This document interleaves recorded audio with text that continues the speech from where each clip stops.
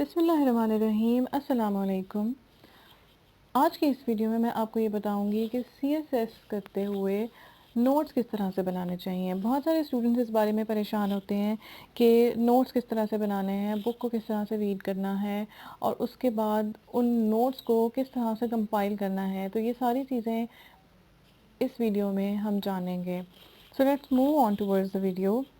सबसे पहले आपने क्या करना है, जब भी आप कुछ पढ़ने लगेंगे तो सबसे पहले एक टॉपिक को चूज़ करेंगे। टॉपिक चूज़ करने के बाद फॉर एग्ज़ाम्पल आपने टॉपिक चूज़ कर लिया है इकोनॉमी का, तो आप अपनी ब्रेनस्टॉर्मिंग करेंगे और ये देखेंगे कि उस टॉपिक के अंदर क्या क्या चीज़ें इंक्लूड होती हैं। सबसे पहले इकोनॉमी का जब आप टॉपिक करने लगेंगे तो आपको ये पता होना चाहिए इकोनॉमी होती क्या है और पाकिस्तान की इकोनॉमी कैसी है। तो एक ओवरव्यू ले लेंगे पाकिस्तान की इकोनॉमी का कि in the recent times and in past years किस तरह इकोनॉमी थी, क्या जीडीपी थी और क्या सारी चीज़ों के बारे में ये इंफॉर्मेशन ले लेंगे। फिर लेंगे कि पाकिस्तान के जो हैं वो इकोनॉमिक प्रॉब्लम्स क्या हैं। पाकिस्तान की इकोनॉमी अगर करंट सिचुएशन में है तो उसके रीज़न्स क्या हैं, जो प्रॉब्लम्स हैं उनको आइडेंटिफाई करेंगे, उनको फाइंड आउट करेंगे और एक एक करके उनको डिस्कस करते जाएंगे। फॉर एग्जांपल अगर इकोनॉमी को देखें और पाकिस्तान की इकोनॉमी को पर्टिकुलरली, तो इसमें इंपोर्ट एक्सपोर्ट इम्बैलेंस है, एक ये रीज़न है, एक इंक्रीज इन डेट्स हैं, फिर अनस्टेबल पॉलिटिकल कंडीशंस हैं, यानी कि जब से हम देखें फ्रॉम द इंसेप्शन अब तक पॉलिटिकल इंस्टेबिलिटी है कंट्री में। ओवर पॉपुलेशन है, ओवर पॉपुलेशन जब होगी तो क्या होगा कि जो करंट अवेलेबल रिसोर्सेज हैं वो कम हो जाएंगे और उसकी वजह से एक्सपोर्ट भी कम होगी, क्योंकि जो चीज़ें यहाँ पे बन रही होंगी, यहाँ पे मैन्युफैक्चर हो रही होंगी, यहाँ पे प्रोडक्शन हो रही होगी, वही चीज़ें यहाँ पे कंज्यूम भी हो रही होंगी, जिसकी वजह से इकोनॉमिक इंस्टेबिलिटी होगी। फिर है अनस्किल्ड यूथ है, उसके बाद यहाँ पे स्पेंडिंग ज़्यादा है और गवर्नमेंट के पास रेवेन्यूज़ लेस हैं। फिर एनर्जी क्राइसिस है। ये सारे जो हैं ये प्रॉब्लम्स हैं पाकिस्तान की इकोनॉमी के। Next step solutions. अब जो इकोनॉमिक प्रॉब्लम्स ये जो सारे हमने देखे हैं कि डेथ्स हैं और इंपोर्ट एक्सपोर्ट इम्बैलेंस है, ओवर पॉपुलेशन है, ये जितने भी प्रॉब्लम्स हैं इन सबको सॉल्व किस तरह से करना है। तो सॉल्यूशंस दे देंगे कि इंक्रीजिंग एक्सपोर्ट्स, अगर आप इंक्रीज़ कर देंगे एक्सपोर्ट्स को तो उससे इकोनॉमी स्टेबल होगी। इंडस्ट्रियलाइजेशन इंक्रीज़ करने से, क्योंकि उससे एम्प्लॉयमेंट जनरेट होगी, उससे प्रोडक्शन इंक्रीज़ होगी। टैक्स रिफॉर्म्स ज़रूरी हैं। Decentralisation, development of human resource, यानी कि जो यूथ है इतनी वो अनस्किल्ड है तो उनकी वोकेशनल ट्रेनिंग हो, उनके पास प्रोफेशनल स्किल्स हों, और यूज़ ऑफ टेक्नोलॉजी से। और लास्ट में कंक्लूजन। तो ये एक आपके पास ओवरऑल एक स्ट्रक्चर बन गया है कि किस तरह से आपने एक टॉपिक को कवर करना है। सबसे जो पहले चीज़ देखनी है वो कॉजेज़ देखने हैं। What is the root cause, background आपके पास होना चाहिए। उसके बाद आपको ये पता हो कि किसी भी चीज़ का रूट कॉज है क्या और उस कॉज को एलिमिनेट करने के लिए सॉल्यूशंस क्या होंगे। You are going to be a bureaucrat, you are going to tackle the problems. तो प्रॉब्लम्स को सॉल्व करने के लिए आपको रूट कॉज का पता होना ज़रूरी है, क्योंकि जब तक रूट कॉज एलिमिनेट नहीं होगा प्रॉब्लम सॉर्ट आउट नहीं होगा। जब आपको रूट कॉज पता होगा तभी आप सॉल्यूशंस प्रोवाइड कर सकते हैं। फॉर एग्जांपल पेसा टावर है तो उसका क्या प्रॉब्लम है कि वो क्यों टेढ़ा है, क्योंकि उसके नीचे जो सॉइल है वो इम्बैलेंस है, उसके नीचे जो वाटर टेबल है वो फ्लक्चुएट करता रहता है। आप सिर्फ बिल्डिंग को इधर सीधा करते जाएंगे और उसकी बेस को ठीक नहीं करेंगे तो कोई फ़ायदा नहीं होगा। So you have to know background. तो ये टेक्निक होगी आपकी कोई भी टॉपिक कवर करने की। You must know the root cause, you have to analyse what could be the solutions and last में कंक्लूजन। टॉपिक चूज़ करने के बाद अब आपने क्या करना है, कलेक्ट करना है रेलेवेंट मटेरियल को। रेलेवेंट मटेरियल आप कहीं से भी ले सकते हैं। रेलेवेंट मटेरियल आप बुक्स से ले सकते हैं। बुक्स के अलावा आप रेलेवेंट मटेरियल ऑनलाइन सोर्सेज से ले सकते हैं। ऑनलाइन सोर्सेज के अलावा रेलेवेंट मटेरियल रिसर्च पेपर्स से लिया जा सकता है। उसके अलावा रेलेवेंट मटेरियल एडिटोरियल्स, ओपिनियंस ये न्यूज़पेपर से लिया जा सकता है। कोई भी आप सोर्स इस्तेमाल कर सकते हैं अपने नोट्स बनाने के लिए, बट मेक श्योर कि वो जो सोर्स है वो ऑथेंटिक होना चाहिए, उसका रेफरेंस जो है वो ऑथेंटिक हो। चाहे आप ऑनलाइन सोर्सेज यूज़ करें, चाहे आप एडिटोरियल्स, न्यूज़पेपर, कोई भी चीज़ इस्तेमाल करें, वो ऑथेंटिक होनी चाहिए।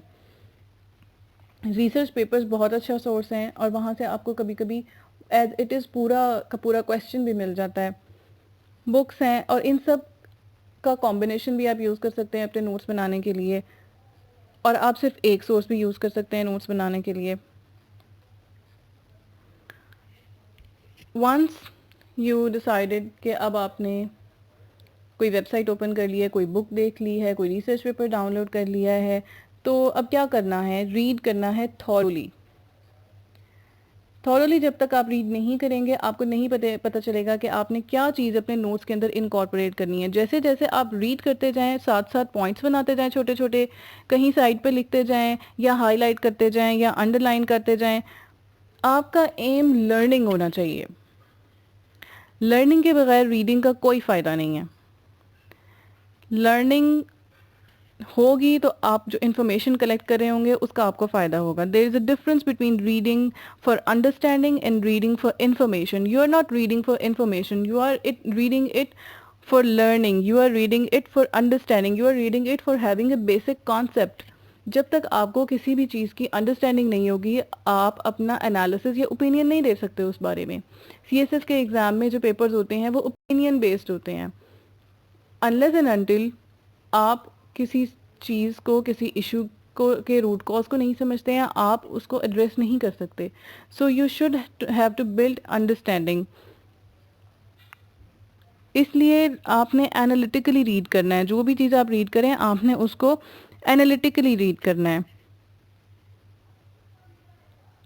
उसको मेमोराइज करने से ज़्यादा आपने उसको समझने के ऊपर तवज्जो देनी है।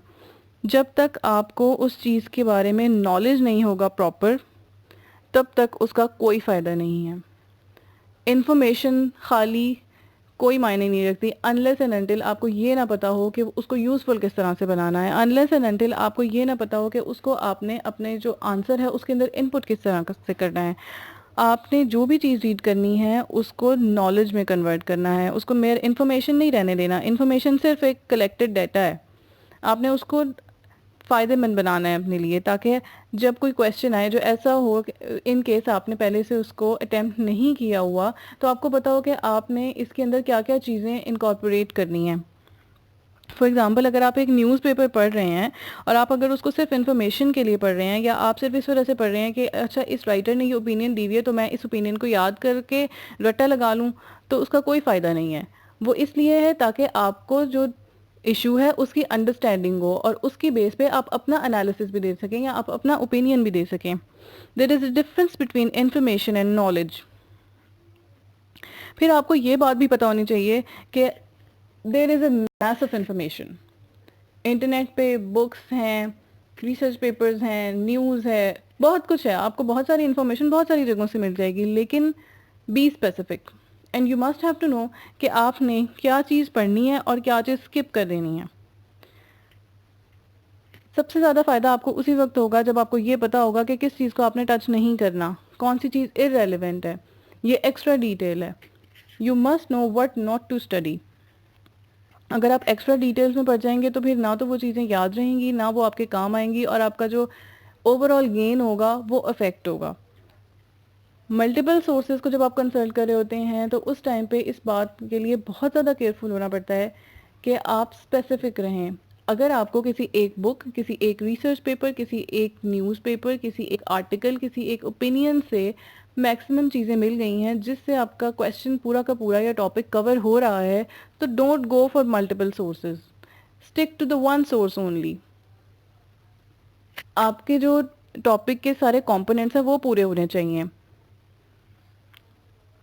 थर्ड स्टेप पर फिर क्या आता है कि अब आपने सारा डाटा भी कलेक्ट कर लिया है, तो क्या करना है नेक्स्ट? डाटा कलेक्ट करने के बाद आपने उसको शॉर्ट करना है। अब क्योंकि बुक्स के अंदर बहुत ज़्यादा लॉन्ग भी हो सकता है, एक टॉपिक जो आप CSS के सिलेबस में एक टॉपिक है, उस पूरे टॉपिक के ऊपर कई किताबें हो सकती हैं। आप वो सारी किताबें ना तो पढ़ सकते हैं, ना आप पूरी की पूरी किताबें याद कर सकते हैं। So you must no skimming. आपने कंटेंट देखना है, क्या चीज़ आपके काम की है उसको निकालें, जो काम की नहीं है उसको ना टच करें, और उसको उसको हाईलाइट करें, उसके पॉइंट्स बना लें ताकि आपको वो बाद में चीज़ें याद रहें।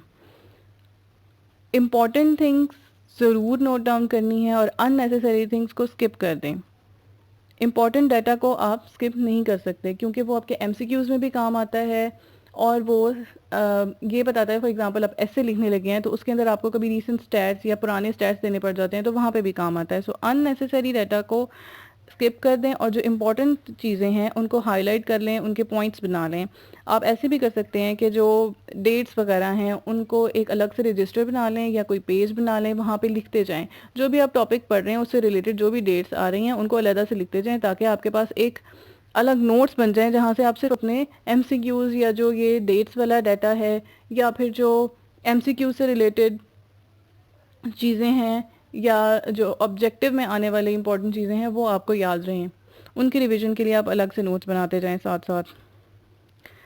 डाटा कलेक्ट कर लिया, अब आपने नेक्स्ट स्टेप पे क्या आता है कि अब ये जो सारा डाटा आपने कलेक्ट किया है इसको आपने एक ऑर्डर में अरेंज करना है। ये हैज़र्ड नहीं होना चाहिए। It should be in a proper order. ये नहीं कि कोई इवेंट कब आ रहा है, कोई पहले वाला इवेंट बाद में आ रहा है, बाद वाला पहले आ रहा है, कोई बात कहीं है, उस बात का कोई पोर्शन किसी और जगह पे है, क्योंकि आप अगर मल्टीपल सोर्सेज से डाटा कलेक्ट कर रहे होंगे तो फिर ये प्रॉब्लम आ सकता है। So make sure to keep your notes in a proper order, क्योंकि जब आपने एग्ज़ाम में क्वेश्चन अटैम्प्ट करना है तो वहाँ पे आपने उसको प्रॉपर लिखना है, आंसर को स्टेप बाय स्टेप लिखना है। उसके लिए आप 2-3 रूल्स को फॉलो कर सकते हैं। फॉर एग्जांपल आप एक टाइमलाइन को फॉलो कर सकते हैं। अगर कोई हिस्ट्री से रिलेटेड क्वेश्चन है, फॉर एग्जांपल क्वेश्चन है ईस्ट पाकिस्तान क्राइसिस, तो आप सबसे पहले उसका इंट्रोडक्शन दे देंगे। इंट्रोडक्शन में क्या आ जाएगा, बैकग्राउंड वगैरह। उसके बाद आप बता देंगे कि प्री पार्टीशन सिचुएशन क्या थी और फिर लाहौर रेजोल्यूशन हुई। उसके बाद आप बता देंगे कि यूनाइटेड पाकिस्तान में क्या प्रॉब्लम्स थी, यानी कि पाकिस्तान बनने के बाद क्या क्या प्रॉब्लम्स थे। उर्दू लैंग्वेज का इशू था, कॉन्स्टिट्यूशनल डिले था, डिवीजन ऑफ पावर्स का प्रॉब्लम था, और इस तरह करते करते आप एक टाइमलाइन को फॉलो करते हुए कि इस इवेंट के बाद ये इवेंट हुआ, उसके बाद ये नेक्स्ट इवेंट हुआ, ये क्वेश्चन को अटेम्प्ट करते जाएंगे, अपने नोट्स को स्ट्रक्चर करते जाएंगे, अपने नोट्स को ऑर्डर करते जाएंगे। उसके बाद एक ऑप्शन ये है कि आप मोस्ट इम्पॉर्टेंट से लीस्ट इम्पॉर्टेंट की तरफ जाते जाएं। फॉर एग्ज़ाम्पल इकोनॉमी वाला इशू है तो उसमें जो सबसे इम्पॉर्टेंट प्रॉब्लम है, ये सबसे इम्पॉर्टेंट इशू है, उसको सबसे पहले नंबर पे रख दें और फिर इस तरह लीस्ट इम्पॉर्टेंट की तरफ जाते जाएं। थर्ड ये है कि जिस तरह से क्वेश्चन पूछा गया हो, you can consult past papers, जिस तरह से क्वेश्चन पूछा गया है उसके अकॉर्डिंगली आप अपने जो है वो नोट्स को स्ट्रक्चर कर लें, उन नोट्स को अरेंज कर लें। फिर ये है कि आप कॉज एंड इफेक्ट रिलेशन के मुताबिक कर सकते हैं अपने नोट्स को अरेंज। जैसे हर कोई भी जो प्रॉब्लम है उसका कोई इफेक्ट होगा, उसके उस प्रॉब्लम्स और उनके सॉल्यूशंस के अकॉर्डिंगली रिलेट कर लें अपने नोट्स को।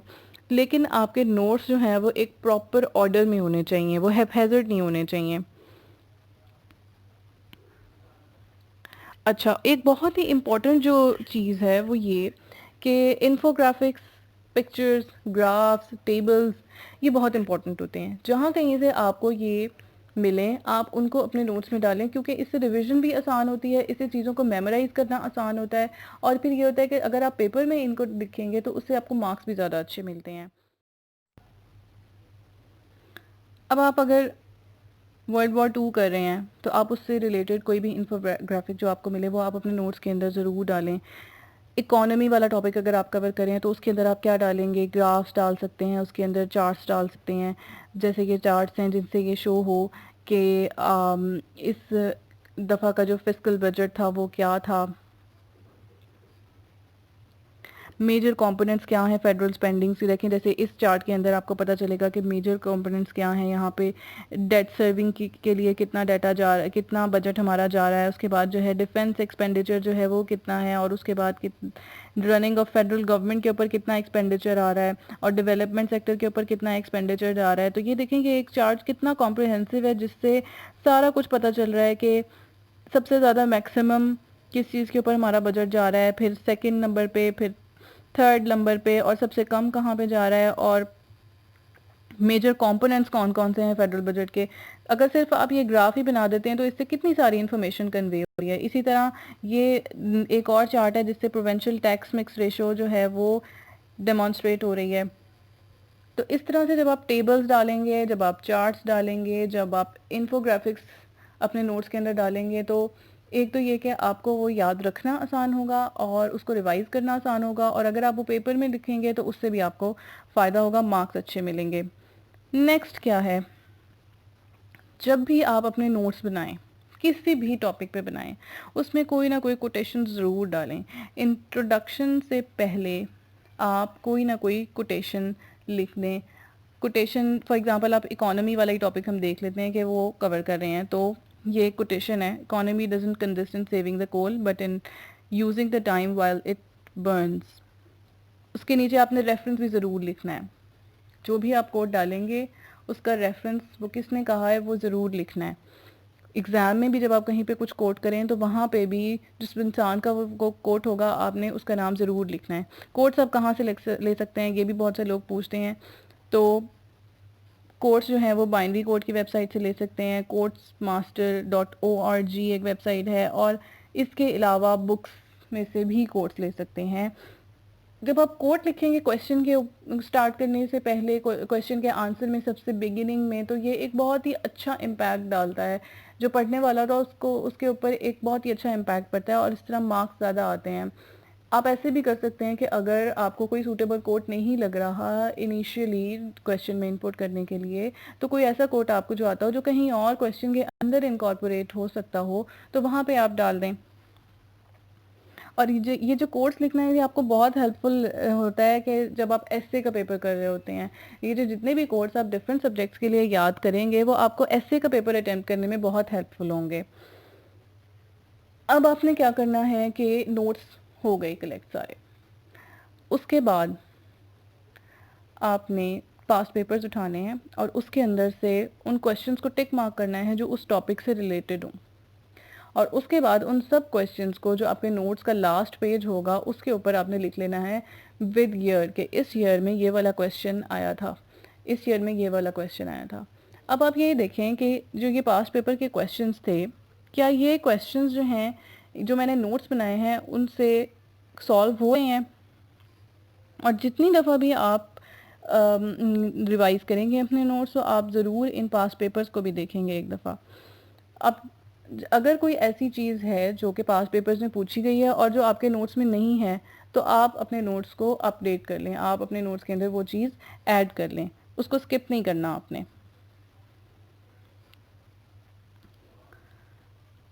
While covering a single topic, you don't stray over another. ऐसे होता है कि स्टूडेंट्स एक टॉपिक या एक सब्जेक्ट करने लगते हैं और फिर उनको याद आता है कि हमारा तो फ़लाँ सब्जेक्ट की फ़लाँ चीज़ रहती है, तो वो उसको छोड़ के दूसरा करने लग जाते हैं। आपने जब ये डिसाइड कर लिया कि आपने इकोनॉमी का टॉपिक आज कवर करना है, तो आप इकोनॉमी का टॉपिक ही कवर करें, हर सोर्स से, हर तरह से, और उसको जब तक वो कंप्लीट नहीं हो जाता उसको बीच में ना छोड़ें, उसको पूरा करके छोड़ें। जब भी आप पढ़ रहे हों तो अपने जो मोबाइल है उसको आप ज़रा साइड पे रखते हैं। अगर आप इंटरनेट से कुछ सर्च कर रहे हैं तो उस वक्त तो बहुत ही ज़्यादा केयरफुल होने की ज़रूरत है कि ऐसा ना हो कि आपने साथ फेसबुक भी ऑन की हुई है, साथ व्हाट्सएप है, एक टैब में कोई मूवी डाउनलोड करने के लिए लगा दी है। Keep focus, keep your focus on your topic only. सिर्फ आप उस टॉपिक से रेलेवेंट चीज़ें ही करें। ऐसे भी होता है कि एक टॉपिक करने लगे हैं तो किसी और टॉपिक से रिलेटेड कोई डाटा मिल रहा है, छोड़ दें उसको उस वक्त। सिर्फ उसी टॉपिक से रिलेटेड डाटा डाउनलोड करें, सिर्फ उसी टॉपिक से रिलेटेड डाटा के ऊपर फोकस करें, किसी और टॉपिक के ऊपर ना जाएं। नोट्स बनाने के बाद आपने उनको कोशिश करें कि उनको एक सिंगल जगह पे कंपाइल कर लें। अगर आपके पास सॉफ्ट फॉर्म में है तो उसके अलग अलग फोल्डर्स बना लें, और अगर आपके पास हार्ड कॉपी है तो उसको भी आप ऐसे कर सकते हैं कि आप उनको इकट्ठे करके बाइंड कर लें या किसी एक जो है वो फोल्डर के अंदर प्लेस कर दें। ताकि वो इधर उधर गुम ना हो, और जब भी आपको ज़रूरत पड़े आप वो उठाएं और वहीं पे आपको आपका ढूंढने में भी वक्त ज़ाया ना हो। और आपके पास बैकअप ऑप्शन ज़रूर होना चाहिए in case you are making soft copy notes. कभी ऐसा होता है कि कंप्यूटर करप्ट हो जाता है, तो आपका डाटा अगर कहीं चला भी जाए तो आपके पास बैकअप ऑप्शन क्या होगा, आप उसको ड्राइव पे अपलोड कर लें या उसको अपने आप को ईमेल कर लें, अपने किसी फ्रेंड को ईमेल कर लें, ताकि आपके पास ये ऑप्शन हो कि अगर कहीं कोई कंप्यूटर के साथ मसला आ गया है तो आपके जो नोट्स हैं वो आपके पास मौजूद हों। You can download it any time from your email और फ्रॉम ड्राइव। और जो भी आप नोट्स बनाएं उनको अलग अलग फोल्डर्स बना के उन फोल्डर्स के अंदर प्लेस करें, ताकि जब नेक्स्ट टाइम आप पढ़ने लगें आप सिर्फ वो फोल्डर को क्लिक करेंगे, वो ओपन होगा और उसके अंदर सारे आपके टॉपिक वाइज नोट्स मौजूद हों। एक एडिशनल चीज़ ये है कि आप जब अपने नोट्स बनाएं, स्पेशली जब वो हैंड रिटन हो, तो डिफरेंट तरह के आप डिफरेंट कलर्स के पेन और हाइलाइटर्स वगैरह यूज़ करें। उससे क्या होता है कि थोड़ा कैची हो जाते हैं नोट्स। जो इंपॉर्टेंट पॉइंट्स हों, जो बहुत जैसे कोटेशंस वगैरह हैं, उनको आप रेड पेन से लिख लें। रिसर्च ये कहती है कि जो रेड पेन से लिखी हुई चीज़ होती है वो ज़्यादा देर तक याद रहती है। तो मेमोराइजिंग के लिए जो चीज़ बहुत इंपॉर्टेंट है उसको आप रेड पेन से लिख लें। और एक 5-6 पेजेस का अगर एक टॉपिक कवर हो रहा है, फॉर एग्जांपल ये इकोनॉमी है और इसका 5-6 पेजेस का एक टॉपिक कवर हो रहा है, आपके कंप्लीट नोट्स जो हैं वो बन गए हैं, तो उसके बाद आपने एक शॉर्ट नोट्स भी बनाने हैं। जब आप उस टॉपिक को दोबारा से रीड करें तो एक शॉर्ट नोट्स बनाएं जिसमें बुलेट्स के फॉर्म में हेडिंग्स हों और जो इंपॉर्टेंट की पॉइंट्स हों वो लिखे हुए हों, ताकि जब एग्ज़ाम में आपको रिवाइज करना पड़े तो आपको मुश्किल ना हो, क्योंकि उस वक्त टाइम बहुत कम होता है और आपको उन बहुत सारी चीज़ों को रिवाइज करना होता है। तो उनको रिवाइज करने के लिए आप एक शॉर्ट फॉर्म में भी नोट्स बनाएं। जब आप नेक्स्ट टाइम रिवीजन करने लगेंगे तो सबसे पहले आप वो जो आपने बुलेट की फॉर्म में नोट्स बनाए हुए होंगे वो उठाएंगे, वो पढ़ेंगे। उससे क्या होगा कि आपकी जो मेन हेडिंग्स वगैरह होंगी वो आपके माइंड में आ जाएंगी, और उसके बाद जो आपने डिटेल्ड नोट्स बनाए हैं वो पढ़ें। What are the things to remember? Now we are going to sum up. हर चीज़ जो है वो आपने नहीं लिखनी, बी स्पेसिफिक। फिर क्या करना है, आपने अपने जो नोट्स हैं उनको प्रॉपर ऑर्डर में लिखना है, एक स्ट्रक्चर होना चाहिए, उसके अंदर टेबल्स, मैप्स, ग्राफ्स, डायग्राम्स, ये सारी चीज़ें ऐड करें। अगर आपको कन्वीनियंट लगता है हैंड रिटन नोट्स बनाना तो आप हैंड रिटन बनाएं। अगर आप सॉफ्ट कॉपी में ज़्यादा कंफर्टेबल हैं तो आप वो बनाएं। जो करने में आप ज़्यादा कंफर्टेबल या इजी हैं आप वो काम करें। लास्ट में क्या होता है कि अपने नोट्स को आपने अपग्रेडेड रखना है। किस तरह? फॉर एग्ज़ाम्पल आपने एक नोट्स बनाए हैं इस वक्त और उनमें ग्लोबल जेंडर गैप इंडेक्स के बारे में लिखा है, तो by the end of the yearly report आ जाएगी जिसके अंदर ग्लोबल जेंडर गैप इंडेक्स होगा और उसकी जो वैल्यूज़ होंगी वो चेंज होंगी। तो आप अपने नोट्स को इन चीज़ों से अपडेट रखें। कोई भी नई रिपोर्ट आती है या कोई डाटा है तो उस चीज़ को इनकॉर्पोरेट करते रहें अपने नोट्स के अंदर। ग्लोबल जेंडर गैप रिपोर्ट है या हंगर इंडेक्स है, सारी चीज़ें जो भी ईयरली रिपोर्ट आती हैं उसके मुताबिक आपने अपने नोट्स को अपडेट करते रहना है। ये नहीं कि एक दफ़ा बना के तो उसके बाद छोड़ दें। जब भी आप न्यूज़पेपर पढ़ें, न्यूज़पेपर के अंदर कोई ऐसी चीज़ है जो नई इन्फॉर्मेशन है या जो अपडेट हो रही है तो उसको अपने नोट्स के अंदर भी उसी वक्त उसी के साथ साथ अपडेट करते जाएं। आई होप कि अब आपके माइंड में काफ़ी क्लियर हो चुका होगा कि आपने नोट्स किस तरह से बनाने हैं। Thank you for watching. If you have any other questions, please write down in the comment section below. Please subscribe to our channel and never forget to press the bell icon. Please like, comment and share.